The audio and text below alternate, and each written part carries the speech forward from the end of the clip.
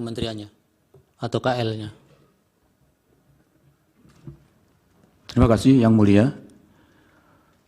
Berbagai macam, tadi sudah kami sebutkan bahwa Perlinsos itu ada 3 kategori. Pertama yaitu subsidi, yang kedua bansos, dan yang ketiga jamsos.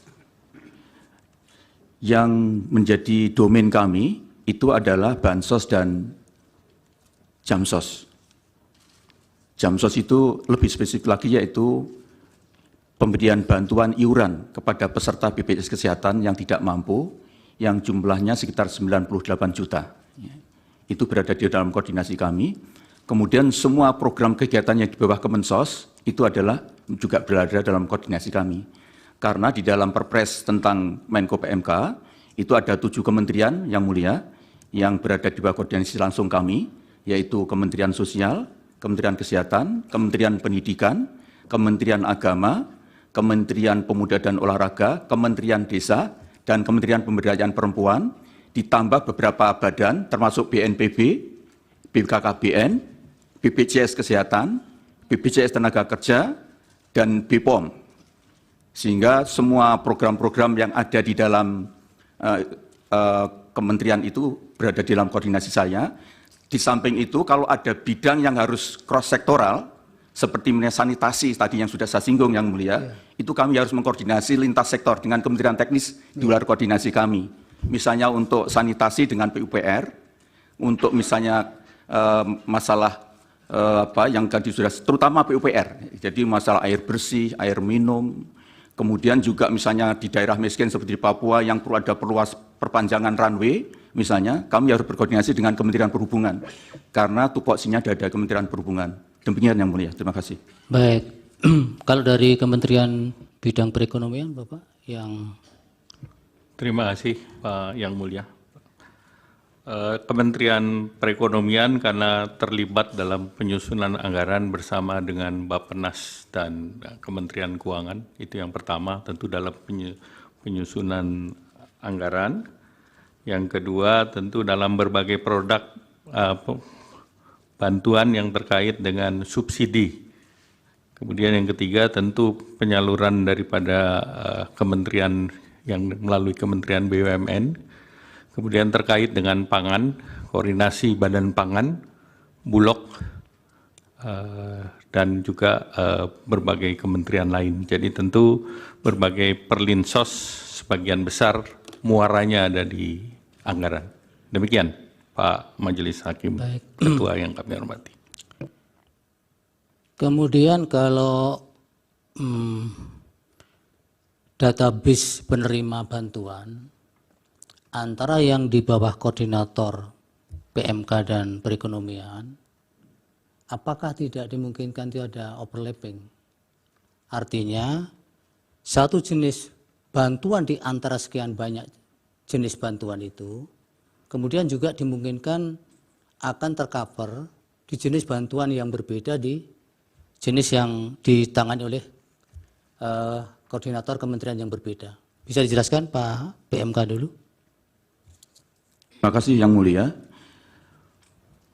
Jadi memang sangat dimungkinkan terjadi interoperabilitas data. Karena apa? Karena bantuan-bantuan itu ada berlevel Yang Mulia. Seperti tadi saya jelaskan, misalnya masalah kemiskinan itu kan ada 3 jenjang. Miskin ekstrim, miskin, dan hampir miskin. Nah ini nanti intervensinya berbeda Yang Mulia. Untuk miskin ekstrim itu hampir semua program itu diberikan pada mereka untuk menaikkan tingkat garis pendapatan pengeluaran dia itu di atas kemiskinan, syukur-syukur menjadi tidak miskin. Karena itu tadi Bu Mensos juga sudah menyebut, misalnya ada untuk di tingkat miskin ekstrim itu hampir semua paket yang ada di Kemensos itu diberikan kepada miskin ekstrim, ditambah BLT desa Yang Mulia. Kemudian ditambah lagi bansos dari pemerintah daerah dan pemerintah provinsi, itu juga boleh diberikan kepada miskin ekstrim. Tapi untuk di tingkat miskin, itu BLT desa dan bansos pemerintah provinsi tidak dibolehkan. Tadi Bu Risma sudah menyinggung, misalnya untuk yang hampir miskin, yang 800 juta, yang sisa dari 18.800.000, itu hanya menerima BLT El Nino, kemudian naik lagi 22,22 juta itu hanya menerima sekitar 4 juta hanya menerima bantuan beras dari BPJPN. Ini jadi untuk mengintervensi penanganan kemiskinan itu dilakukan secara berjenjang sesuai dengan kadar kebutuhan atau tingkat kebutuhan yang dialami oleh masing-masing, dan itu kami lakukan berdasarkan by name by address. Baik, dari Pak Menko Perekonomian ada tambahan? Tambahan sedikit bahwa seluruh program yang didesain itu mengacu kepada data yang ada di Kemensos, DTKS, kalau itu menggunakan data KPM penerima PKH ataupun sembako. Kalau itu kita sasarkan berbasis terakhir menggunakan data dari P3KE, yaitu data pensasaran percepatan penghapusan kemiskinan ekstrim yang wali datanya ada di Kementerian Menko PMK. Jadi kami mereferensi sama. Sebagai contoh, mungkin program yang terkait dengan kartu prakerja itu seperti tadi kita melakukan screening berbasis data Dukcapil dari Kementerian Pendidikan, Dapodik, kemudian DTKS dan yang lain. Jadi itu interoperability dan kesamaan data di pemerintah itu disinkronkan semua. Demikian yang mulia. Baik, kalau demikian pada saat penyaluran Bapak-Bapak, khususnya di Januari dan Februari 2024 itu, apakah dimungkinkan dua bantuan atau lebih dari satu jenis bantuan itu kemudian disalurkan secara bersamaan, fokusnya di Januari dan Februari 2024 kemarin, apakah itu ada dan kemudian apakah dua kementerian ini kemudian ada koordinasi ataukah masing-masing kemudian berjalan sendiri-sendiri? Pak Muhadjir dulu mungkin. Terima kasih Yang Mulia. Tadi sudah saya sampaikan, bantuan secara simultan itu bukan hanya pada Januari saja, sejak dulu begitu.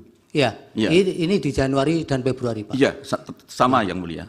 Jadi misalnya terutama dari 1,12%, sekitar 5 juta penduduk yang miskin ekstrim, itu menerima hampir semua. Jadi dia juga menerima PKH, kalau di dalamnya ada kriteria-kriteria, karena PKH ini Yang Mulia, itu diberikan kepada keluarga miskin, tetapi dengan kriteria tertentu. Misalnya di situ ada ibu hamil, ada ibu menyusui, ada anak sekolah, ada keluarga difabel, ada keluarga lansia. Jadi kalau nanti di dalam keluarga miskin itu ada salah satu atau beberapa orang yang memenuhi kriteria ini, dia dapat juga PKH. Kemudian dia juga dapat BLT Bansos, makanan dari Kemensos.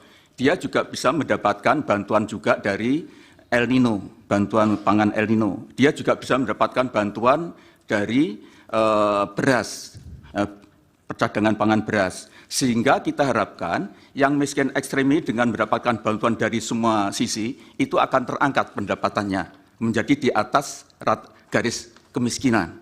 Sehingga upaya kita untuk mentarget tahun 2014, miskin ekstrem 0%, itu bisa terselesaikan Yang Mulia. Baik, berarti itu bisa simultan ya Bapak ya? Betul Yang Mulia. Ada yang ditambahkan Pak Menko Perekonomian? Cukup jelas. Baik, saya ke Ibu Menteri Keuangan dulu. Ibu, dari anggaran El Nino tadi yang sampaikan Bu Mensos itu, kenapa kemudian mengalami penurunan? Karena untuk sektor El Nino dikeluarkan itu maksudnya apakah itu dari usulan tahun 2023 untuk realisasi 2024 memang sudah tidak dianggarkan lagi untuk Kemensos, ataukah memang itu ada kebijakan di tingkat kemudian setelah pembahasan anggaran, kemudian itu dikeluarkan, Ibu?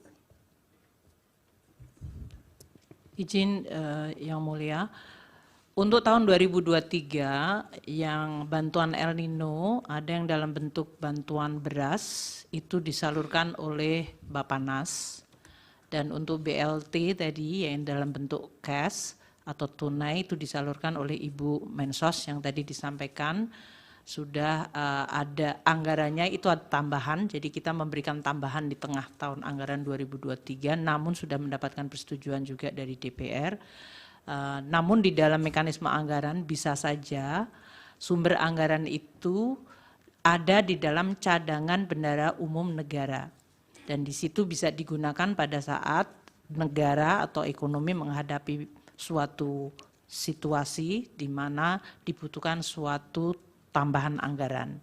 Dan mekanisme yang dilakukan kami mengambil dari bendahara umum negara kemudian disalurkan seperti yang BLT El Nino. Untuk 2024 itu yang sudah dieksekusi dan sudah dianggarkan adalah yang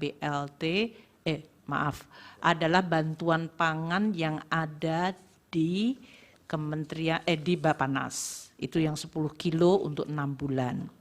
Sedangkan yang BLT El Nino 2024 belum dieksekusi atau tadi namanya menjadi mitigasi risiko pangan.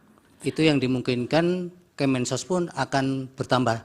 Akan ditambahkan anggarannya, namun tadi Bu Mensos mengatakan belum memulai. Sampai hari ini kami di Kementerian Keuangan belum mendapatkan dokumen dari Kemensos untuk bisa mengeksekusi bantuan mitigasi pangan tersebut. Jadi belum ada pelaksanaannya. Kalau yang berkaitan dengan 6 tahun terakhir pelaksanaan atau pencairan anggaran di Januari Februari ajek tadi Ibu, tapi ada di 2023 mengalami pengecualian karena ada koordinasi dengan perbankan, tadi maksudnya apa Ibu? Jadi begini Bapak, jadi mohon maaf setelah kita dalami, kan kenapa penyerapan itu kecil. Nah ternyata ada yang daerah, misalkan kayak Aceh, itu dia harus nyebrang orang itu.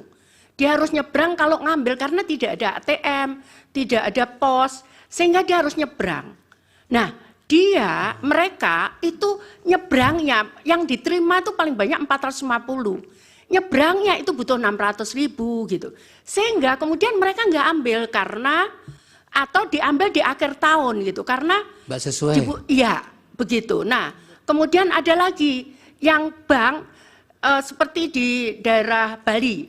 Itu ada di daerah di mana bank BTN itu nggak ada di kabupaten itu. Sehingga dia butuh untuk membayar transport, untuk mengambil bank itu di kabupaten yang lain itu lebih banyak daripada yang dia terima. Itu yang kemudian kita rapatkan dengan Imbara yang tadi saya sampaikan ada Pak Wamen BUMN datang untuk bagaimana ini. Jadi kami pindah bank, yang bisa bank apa di situ? Kami pindah bank, kita ganti banknya. Kemudian ini gimana? Ada yang penyerapan 3 bulan. Itu kenapa nggak bisa yang baru? Jadi misalkan bapaknya ini meninggal, kita ganti dengan nama anaknya penerima. Itu bank tidak bisa serta-merta mengganti nama ini. Butuh waktu 3 bulan untuk sampai jadi rekening itu. Akhirnya kemudian disepakati, di situ ada seluruh bank, kemarin rapat dengan kami, di seluruh bank, sehingga dan PT POS disepakati untuk penerima baru, itu disalurkan lewat PT POS, karena PT POS bisa 1 minggu, dia bisa mengeluarkan rekening itu. Sehingga saat itu kita butuh, itu yang pertama. Masalah yang kedua adalah beberapa temuan BPK, kita juga nggak berani melangkah itu. Kenapa? Contohnya misalkan, ditemukan oleh BPK itu, PNS itu penerima, gitu.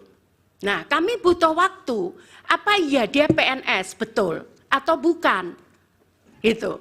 Jadi itu salah satu kenapa di 2023 itu agak mundur. Jadi temuan itu ada yang mohon maaf, dia masuk di datanya AHU.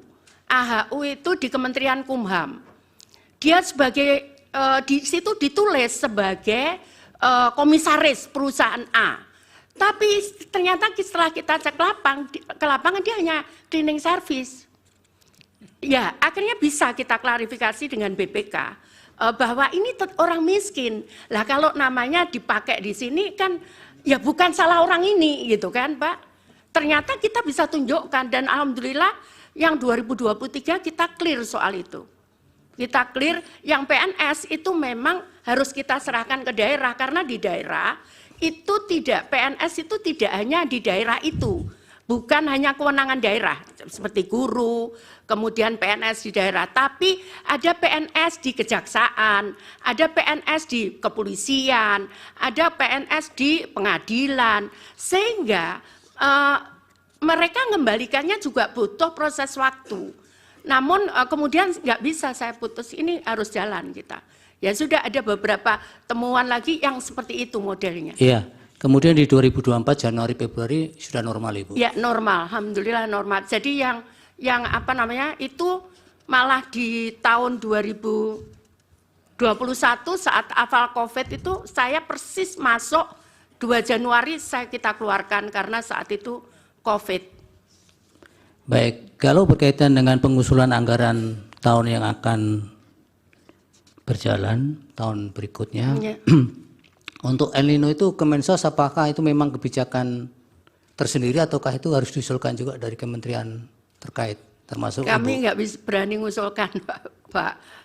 termasuk yang tahun-tahun sebelumnya? Iya, kami nggak berani mengusulkan karena kami kan nggak tahu ke kondisi keuangan apakah bisa apa enggak. Kami nggak berani. Biasanya diadakan rapat, kemudian disepakati apa begitu. Karena kami tidak berani, karena kan kami tidak tahu Ya. makro kondisi Ya sudah, makro artinya masalahnya. Ibu tidak mengusulkan ya? Ya, tidak ada mengusulkan.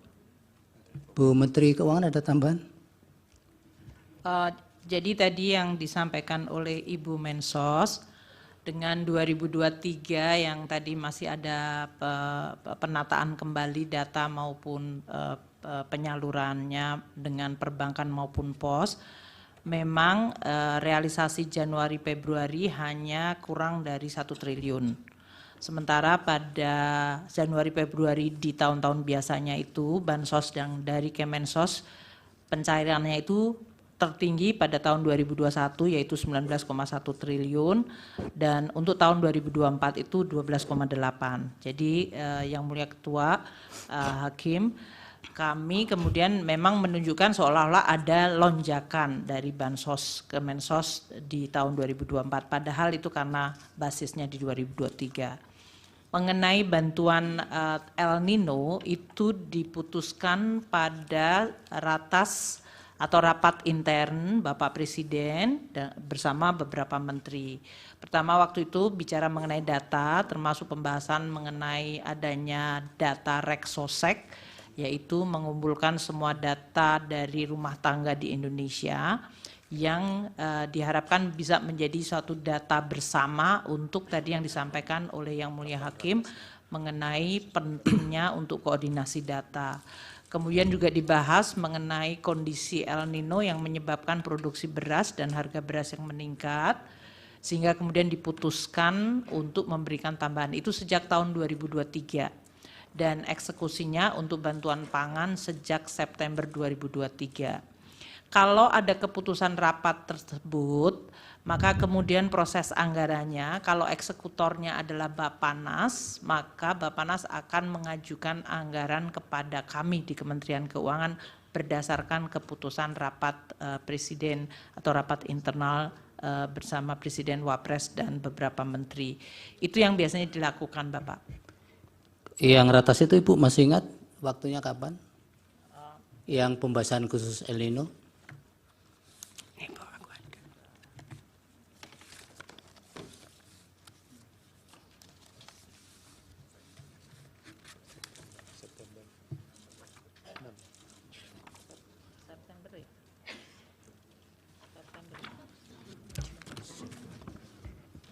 Apa yang 6 November ini Ibu? Yang 6 November ya, betul. Betul ya. 6 November. Betul. Nah, apakah ketika pembahasan soal El Nino itu khusus itu Ibu, memang masih ada penegasan bahwa mitigasi soal El Nino ini masih sudah selesai atau kan masih memang diproyeksikan sampai kapan di ratas itu Ibu? Jadi waktu kita, ini beberapa kali rapat ya, kami biasanya mengevaluasi. Jadi waktu pembahasan biasanya kemudian diputuskan untuk memberikan bantuan. Bahkan di tahun 2023 waktu itu pun dibuat 3 bulan dulu, September, Oktober, November.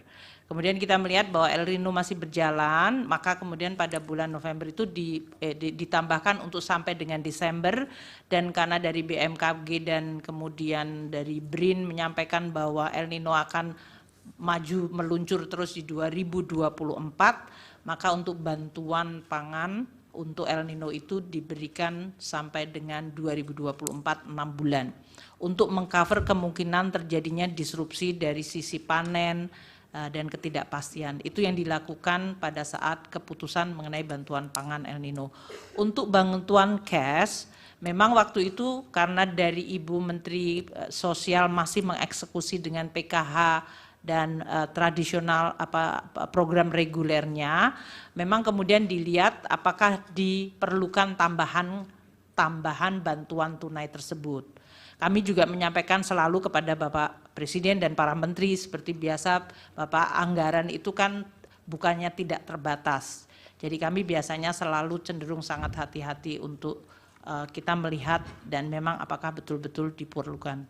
Demikian. Jadi memang mulai 6 November 2023 untuk El Nino masih diproyeksikan hingga 6 bulan di 2024 ya. Betul. Baik, dari Prof. Arief. Baik, terima kasih Ketua. Mohon izin para hakim yang mulia saya mendahului.